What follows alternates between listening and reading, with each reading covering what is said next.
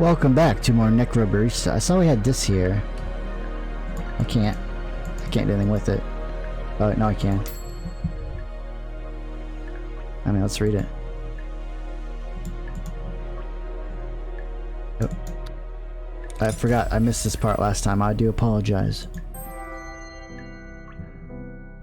What the hell's going on down here? As Maddie descends the stairs, the huddle broke, revealing a girl sitting on the floor looking dazed. The man leaning over her spoke. Beth, are you? I'm fine, said Beth, swinging her arms around, clearly only barely aware of her surroundings, but aware enough that she didn't want to give off the appearance of not being completely in control of the situation she was in. Maddie got down on the floor next to her. You're bleeding. Beth touched the back of her head and then looked down at the pool of blood. Sorry, I must have fallen and hit my head. Maddie looked up. You, big guy. Go upstairs and ask Shay for an ice pack. She helped Beth sit up. You can see okay? Yeah, said Beth. Still dizzy. Maddie inspected the wound on the back of her head. Doesn't look deep, just broke the skin. Good news, kid. No permanent brain damage for you today. Beth apparently had enough control of her senses to roll her eyes. Lucky me. Of course, I'm questioning whether you weren't already brain damaged because I'm guessing these two knives on the floor have something to do with your present condition. This is when they did the knife fight, remember that? Maddie looked up at several members of the crowd that was sitting by, nervously and passively watching. Am I wrong? She paused. I'm not hearing any denials. Come on, people. The two actual rules, and you managed to break both of them in one night.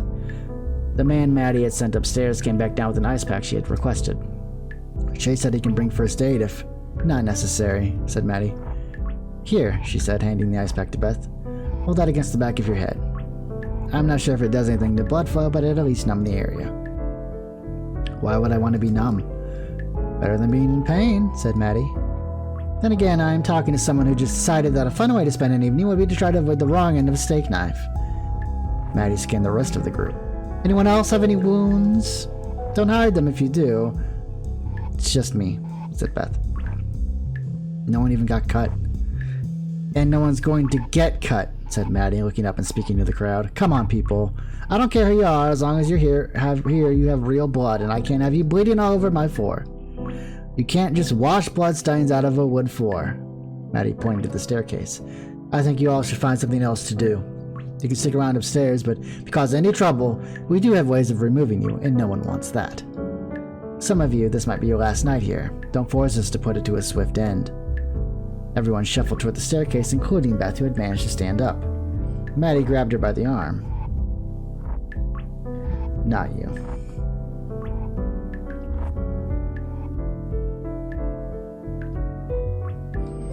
You're not moving until the wound on the back of your head stops bleeding. It already has, said Beth. Let me see, said Maddie, examining the wound. Sit back down. Beth obeyed and took a seat cross-legged on the floor. Maddie crouched next to her and began cleaning and dressing the wound. Why do you do this? Said Maddie. Beth countered Maddie's question with one of her own. Why do you have a fight club that's so formalized that there are rules posted on the wall? I understand why people do it in general, said Maddie. People spend time without a physical body. When they get it back, they want an adrenaline rush. They want some kind of thrill. What I want to know is, why you? Why does a girl who thinks she can't be older than 16 years old want to get into blood sports? You don't know what it's like, said Beth. I know what it's like to be a teenage girl, said Maddie, but I never felt the urge to start getting into fights with men twice my size. Beth turned away. You don't know what it's like to want to feel something, said Beth. To feel so numb that you want to cry and then be unable to cry. You just feel nothing. That's what it's been like for me. I just wanted to feel something. I just wanted to feel like I was alive for a change. Spoiling for a dose of pain to escape the numbness, said Maddie. I'd agree if you didn't say it condescendingly like that. Getting punched not enough pain for you? I wanted it to feel real, said Beth. Beth looked at the ice pack and felt the back of her head, which seemed to have stopped bleeding. You want to know the truth? I wanted this to happen. That's why I came here. Maddie shook her head. I can't empathize.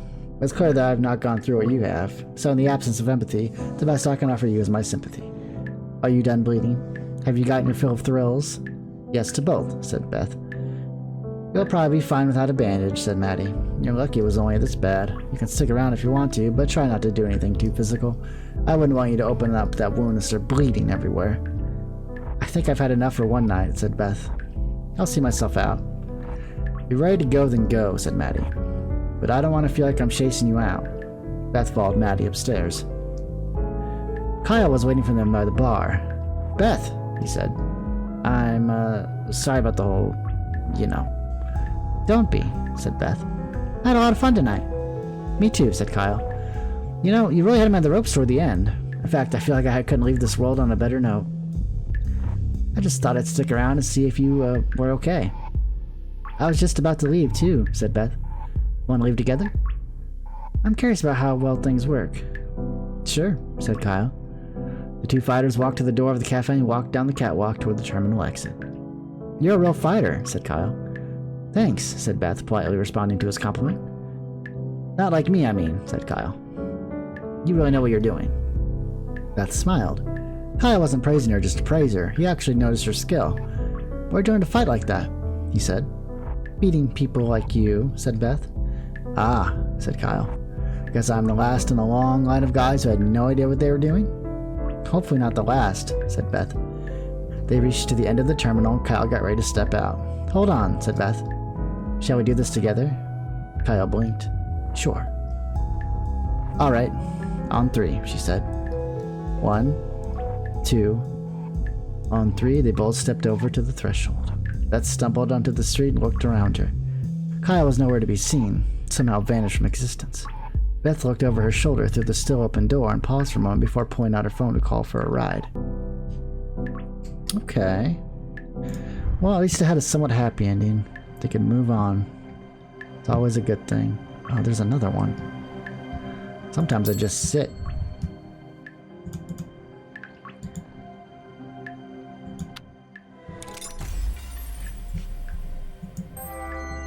How did I miss all these?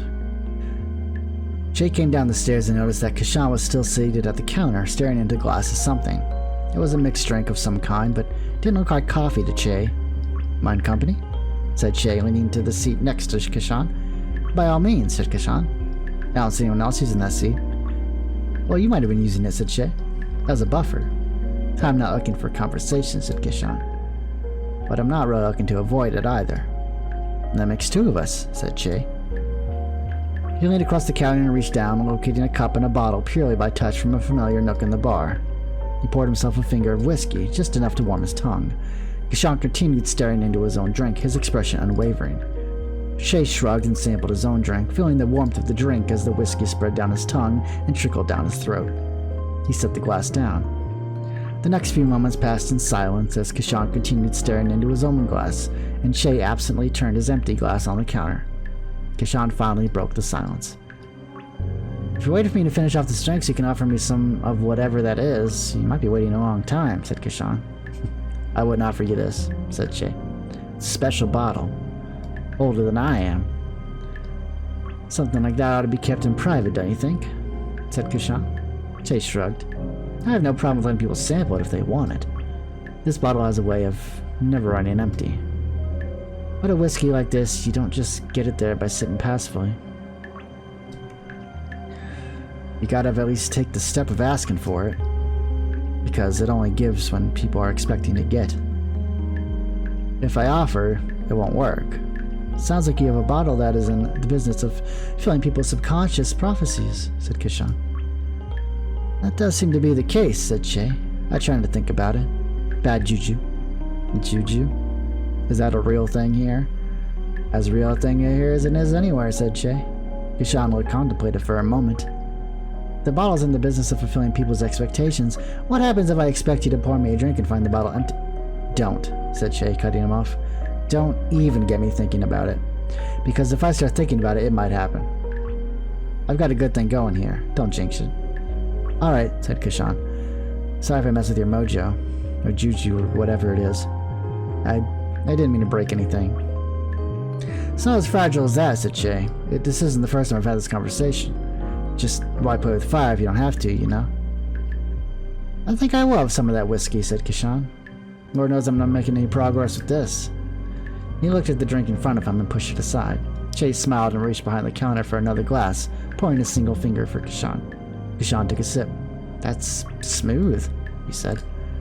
I know, said Shay. They don't make them like they used to. Well, they do, but they take a few more decades to get there.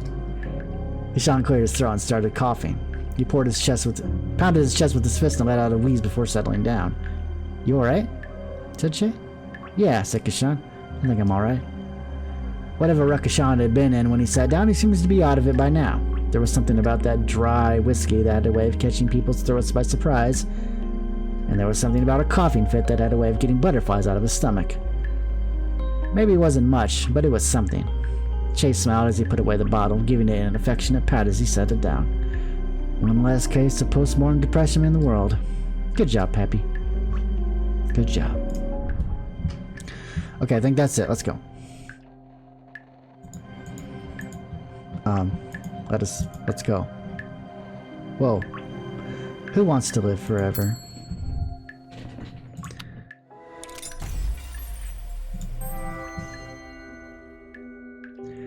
Espresso machine's acting up again. Maddie sighed. Why does it have to be like this? It doesn't have to be like this, said Shay. You're right, said Maddie. It wasn't always like this. If you travel back in time far enough, you'll find an error, but we had a working espresso machine. And if you travel even further back, you'll get to a time when espresso machines didn't exist. Maddie reached below the counter for a bottle of Chardonnay that she'd opened that morning. It was half empty. Is this the prelude to one of those moments where an old man tells me about how lucky we are to have things so easy? Nah, said Shay. Things aren't easier. In fact, they're harder. That's why you need all the modern technology to help deal with them. Shay nodded to the wine bottle in Maddie's hand. So you can offer me some of that or just keep squeezing his neck like you're trying to choke it? Maddie began pouring a drink for Shay.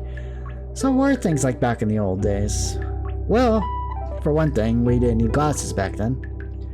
Glasses are not a new invention, old man. I've seen pictures of Benjamin Franklin. Well, yeah, we had glasses back then, but we didn't use them. We drank straight from the bottle. Ha ha ha. No, really, said Shay. Glasses are just one more thing to keep track of. One more thing to clean. It's much easier just to pass a bottle back and forth. That may be the case, said Maddie, but I'm sure our patrons appreciate the extra effort that goes into making sure they're always drinking from clean glasses. Well, I'm sure they do, said Shay. That's another thing that's changed. Everyone's a connoisseur of whatever they're drinking. Is that you finger-wagging about how young people all have particular tastes? No, said Shay. At least I don't think it is. I guess people are all enjoying the present moment more. Back when we drank sock juice, we were just doing whatever it took to get that stimulant into your bloodstream. Ditto for most depressants. Do I want to know what sock juice is? Said Maddie. Because I'm fairly certain I don't. We didn't have coffee filters back then, said Shay. So you'd use a sock instead. Don't worry, we always used clean socks whenever they were available. Maddie closed her eyes, looking physically ill. You were saying something about people enjoying the present moment before that thoroughly awful digression about how you made coffee. Yeah, said Shay. I know there's a stereotype about how in modern society no one is ever really present, but if anything, I feel like it's the other way around. Nowadays, people are all about enjoying the present moment. People used to be way more obsessed with where they were going. As in, where they were migrating to? In a manner of speaking, said Shay. Let's just say that I'm amazed how few people these days come in here asking questions about heaven and hell. 100 years ago, if you caught someone on their way out of this world, the first thing they wanted to know was, which place is this? And after they found out they were on a temporary stop to the next place, they'd want to know where it was they were going. There's still plenty of that, said Maddie. Yeah, but a lot less of it, said Shay. And you know, I don't think it was a case of people's priorities suddenly changing once they found themselves standing on the precipice. There were people who used to describe themselves as God-fearing. It's just a part of life. And now it's not. He shrugged. I guess people found out more important things to worry about. There wasn't a lot going on back then. He took a sip of Chardonnay. Good thing I'm gonna live forever. Worried you go to hell? Hell yes, said Shay. I've done way too much sinning to ever make it into heaven. You've done more good than ill for the world, said Maddie. I'm pretty sure that balances it out. You probably have a positive balance. Nah, said Shay. I don't think it works like that. I'm pretty sure I'm just a bad person who happens to do good things most of the time. Well, it might not be good enough for heaven, but it's good enough for me, said Maddie. So I guess it's a good thing that you're gonna live forever. Guess it is. Oh, now the door's open. Let's get out of here. Guess we'll continue on with the story.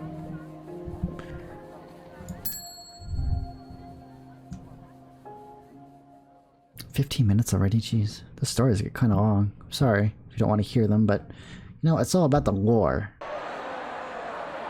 And you should have seen this coming.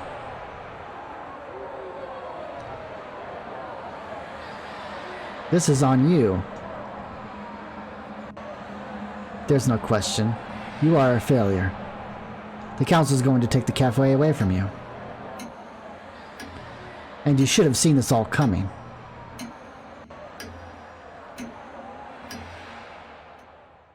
Episode 7.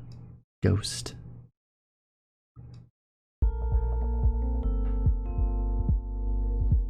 Day 3, 7 a.m. This never gets old. You know, I wondered for a long time how I would feel if I never got old. And then I tried it out, and I got old anyway. Probably moral of that story somewhere. When did we ever have time for morals anyway? You're a hellion, you know that? Even the mild-mannered can raise hell under the right circumstances. So weird to think that you just used to be a mild-mannered student. I was just better at biting my tongue.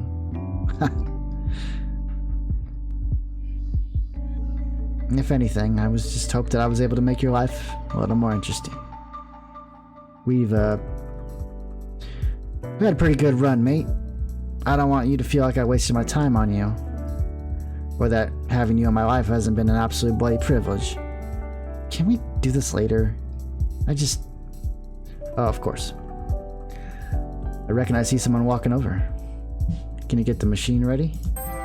If there was ever a moment when Maddie hoped a machine would fail her, it's now. Yeah. Let's make some fucking coffee.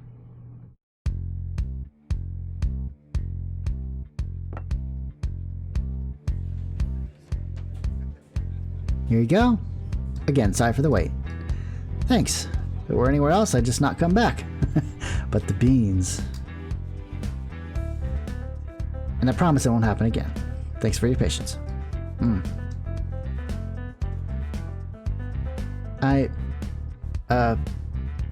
long was I staring at the wall? 15 minutes, by my reckoning.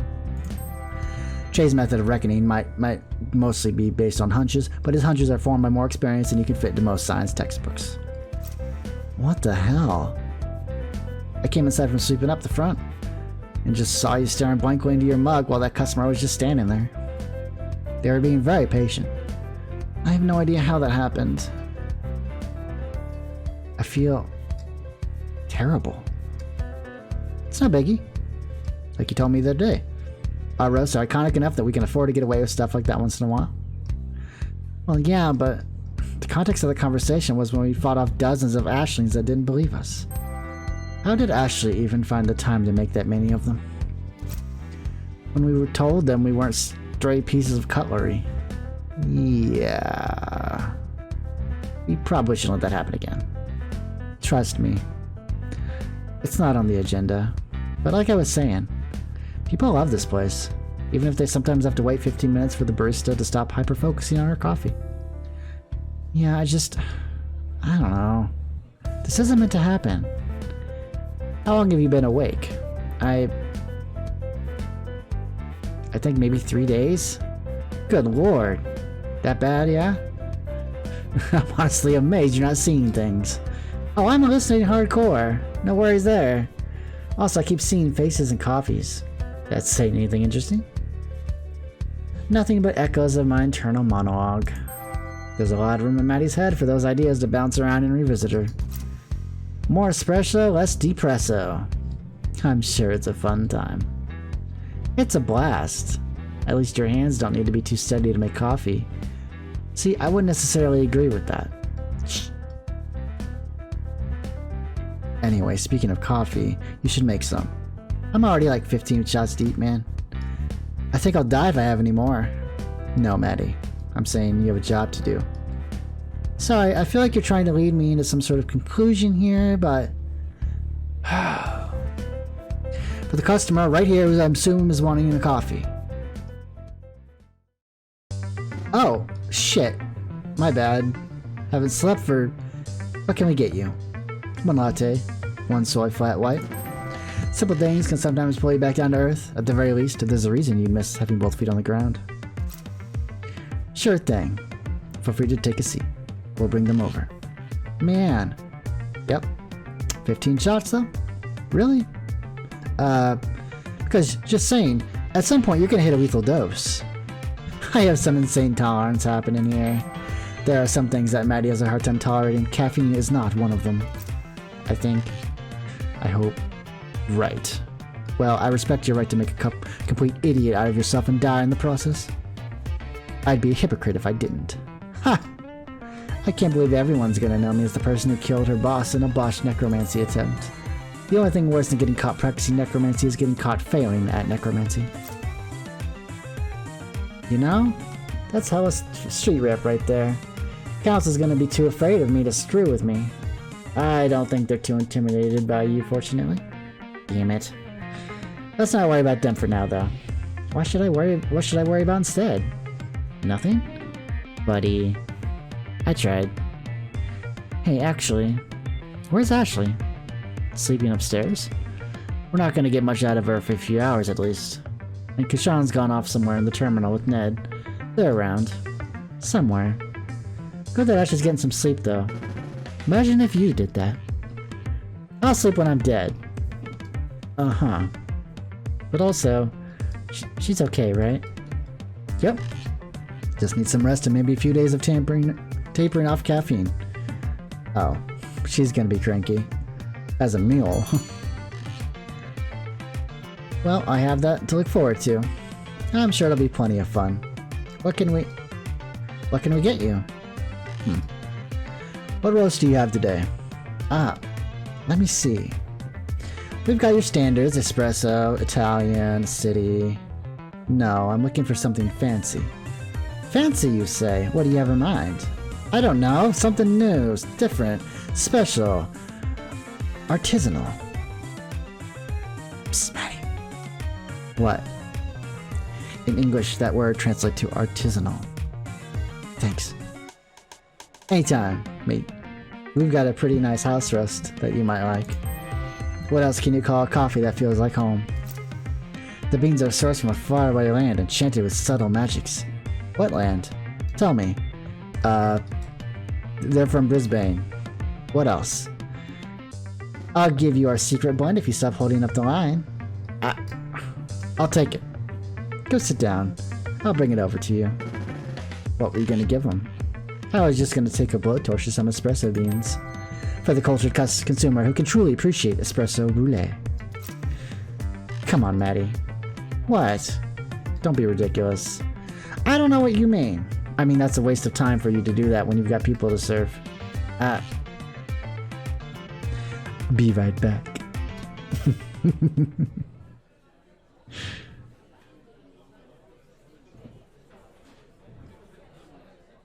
10:45 a.m. You know what? Everyone around the world can appreciate a good cup of coffee. Unless you're allergic to coffee. Then you're some kind of monster. I'm just kidding. It's probably fine. God, you weren't kidding. This is awful. How are you able to drink that without your entire face crumbling into dust? It's so dry that I'd give Antarctica a run for its money. Antarctica is a desert, technically. Shut up. I find it drinkable because it reminds me of good times. Drinkable feels like it should rank right up there with passable for tepid compliments. What? It's thoroughly shithouse. Reminds me of Lost Lovers. It's very worrying to me that this concentrated binge juice reminds you of a relationship. Oh, if only Maddie knew just how many hearts Shay has had to break, and how many times he's had to steal his own. Oh, I've told you about her. Wait, you're not talking about... Yep, the fugitive. Putting it charitably, there are probably some other words that could describe her. The one who I took in for a few months. I thought you liked her. I did. The taste reminds me of her because it's smoky. Like licking a freaking tailpipe. And has vague hints of iron. I have concerns, Shay. Concerns. I never thought I'd have a succubus drop by, to be honest. Succubi are fabled for going after sleeping victims, but most of them have the decency to wake you up and ask permission first. Wait, you never told me she was a succubus, didn't I? Well, I suppose it would have been appropriate to mention that in front of Ashley. Oh yeah, her head would definitely explode. But yes, she was a succubus. I wouldn't have ever expected a cute demon to crash in my bar, but ended up having a wonderful, if short-lived, relationship. Flings can cram a lot of passion into a few days. Some people think that kind of passion density shouldn't be possible. Attempt one at your own peril. That's actually really sweet. Yeah. So weird that the coffee reminds you of her, but I've heard weirder things. If you don't have an appetite for the unusual, the terminal is a bad place for you to find a full-time job. If I explained it to you, your head would explode too. Well, you mentioned tailpipes. Well, that's my break time's over. Guess it's time to get back to work, running the cafe, doing barista things. I'm gonna go perform some barista-related activities, and you are welcome to join me, I guess.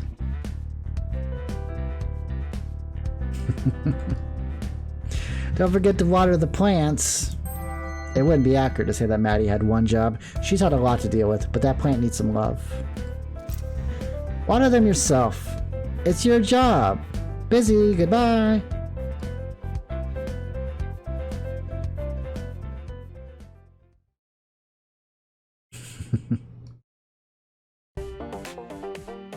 That was a quick chapter. Are we seriously here just so we can be part of a robot fight club? For real. Is this why I was raised from the dead and sealed in a metal shell? Is that the only reason? Guys, I'm freaking out.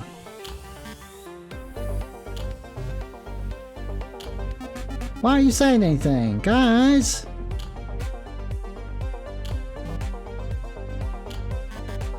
Egg puns. Right? I should post some of them.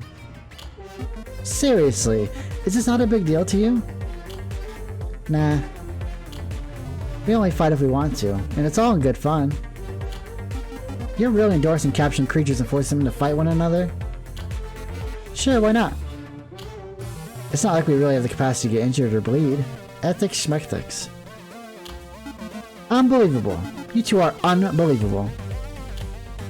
Hey, is that the sound of someone calling us? I think it might be. Duty calls and all that. Toodles.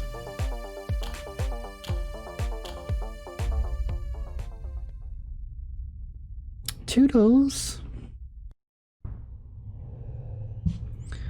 Okay. Hellion. Ooh, that one's glowy. Let's pick that one.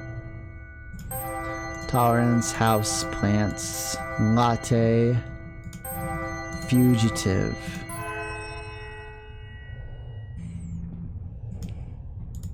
Food. Maddie.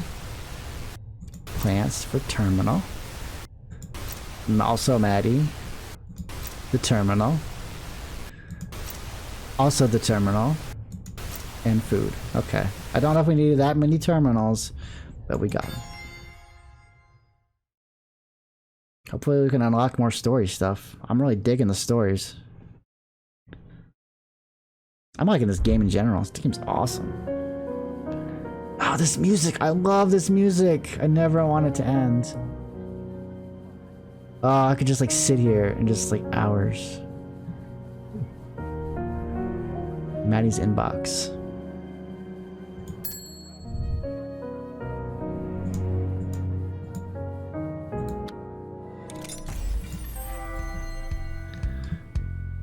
From Jeanette Annette. Subject, Spirit Beacon Leaking. Date January 25th, 2014. To admin@terminalvelocity.org. Hi, Madeline. This is Jeanette from the location down by the docks. I believe we met in person for the first time last month. I was opening up this morning and noticed that most of our spirit juice was gone. I checked the map and saw that you're near the nearest location with a spirit beacon. I think you may have drained some of our supply. Honest mistake, I'm sure, but if you could stop running your spirit beacon during peak hours, that would be much appreciated. Thanks, and looking forward to working with you in the future. Jeanette. Okay. Hi, Madeline. Hope you got my previous message. Just wanted to give you an update on the spirit juice situation over here. I had several bottles that I marked last night just to confirm the issue, and when I got this morning, the levels were below where I marked them. We're definitely losing spirit juice, and you're the only spirit beacon close enough to be affecting us. Please modulate your use to reasonable levels. I don't think this should be a problem as long as you're not running your beacon overnight. Again, not trying to assign blame here, but please be considerate of folks at other locations. Thanks, Jeanette. Madeline, we are draining spirit juice over here so fast that if I sit and watch, I can see it disappearing from the bottle. You're the only spirit beacon that is even remotely close to where we are, so we really need you to stop. If it's affecting us, then it's probably affecting other locations. This is completely unacceptable. Fix this now, Jeanette. Hey Madeline, care to explain why you weren't at the terminal today when I showed up? I spoke with a girl named Ashley who said you decided to take the day off. What a coincidence. I was not impressed by the crying routine you had her do. Honestly, you should be ashamed of using a child's fake tears to try and hide from a situation that you caused. Turn off your beacon. I don't want to be the bad guy here, but if you don't do something, I'm going to have to get the council involved. From Clarence, from subject misplaced cutlery. Hi Maddie, this is Clarence from the docks location. Just want to give you a heads up. This morning we found that the site manager we recently hired, I believe you met Jeanette this last month, was leaving spirit juice in untempered glass bottles, and we had a bit of a leak. We ended up having a bit of a problem with some animated cutlery. We have the situation under control over here, and we're mostly sure everything is accounted for on our end. Unfortunately, this started happening about a week ago, which might be enough for something to wander off far enough that we wouldn't be able to detect it. Very unlikely that this happened, but just wanted to give you a heads up in case a possessed steak knife wandered off far enough to find your beacon and decides to pay you a visit. Sorry about the situation. Rest assured that the person responsible for this won't have any opportunities to mess anything up of this magnitude again. By the way, you plan on going to M's birthday next month. Regards, Clarence. From Maddie Zile. Misplaced cutlery. Hi Clarence, sorry I missed your message earlier. I no longer use this address. Please use contact@terminalvelocity.org for anything related to terminal business. Hope you enjoyed Em's birthday party. I don't remember why I couldn't attend, but I'm sure it was for a good reason. Maddie. Don't know why I couldn't attend, but I'm sure it was fun. Advisory rule.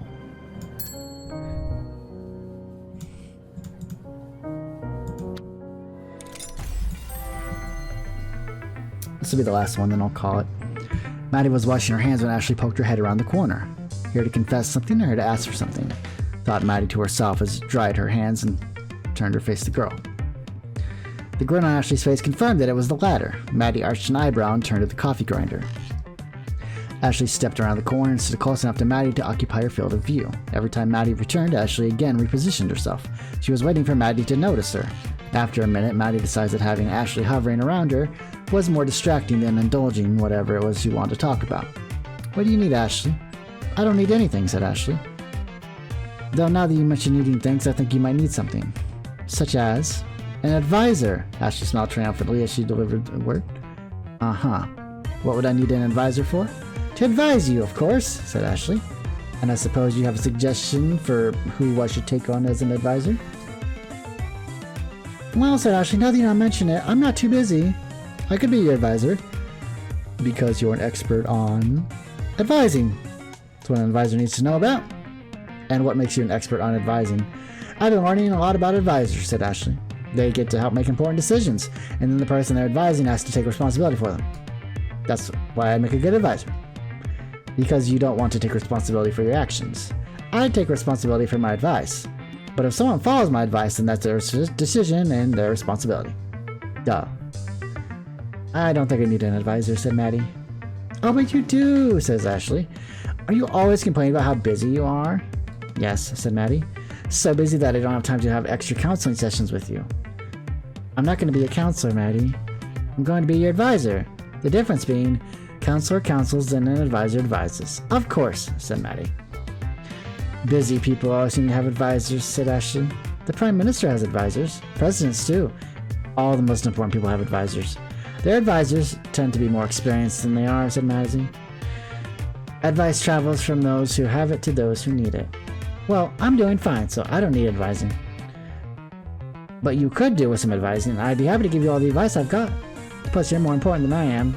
You're kind of like the Prime Minister of the terminal, or the President of the terminal, or whatever. You're the kind of person who needs advisors. I see, said Maddie. So am I hired? You already have a lot on your plate, I'm sure, said Maddie. Nope, said Ashley. I've got lots of free time. Oh, in that case, you have time to wash these dishes for me, said Maddie, tossing a drying rag to Ashley. Let me know when you're done. Wait, said Ashley. I'm only free to advise. I'm physically fatigued from a long day of work. Only my mind has extra processing power. I can only help you if it's by advising. Well, advising has physical responsibilities associated with it, right? Said Maddie. Like sometimes an advisor will go to places to get important information. I guess so, said Ashley. I can do anything that relates to giving you information. In that case, advisor Ashley, I need you to give me a report on which of these plates look best when it's sparkling clean. But they're all dirty right now. Exactly. Time for you to do some investigative research. See ya. That's cute. Okay. Well, that's going to be it for this video, and I will see you all next time on more Necrobarista. Have a good day, everybody, and take care.